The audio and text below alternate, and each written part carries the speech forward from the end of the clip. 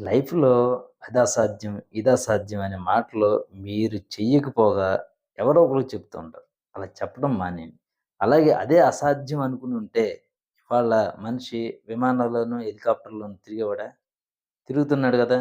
అది అసాధ్యం అన్నోళ్ళందరూ ఏం చేశారు తర్వాత? అదే విధంగా మన మార్స్ ప్లానెట్ మీదకో లేకపోతేనేమో చందమామ మీదకో మనిషి వెళ్ళలేడు. అది అసాధ్యం. అది ఇంపాసిబుల్ అన్నవోళ్ళందరూ అక్కడికెళ్ళి వచ్చిన తర్వాత ఏం జేశారు?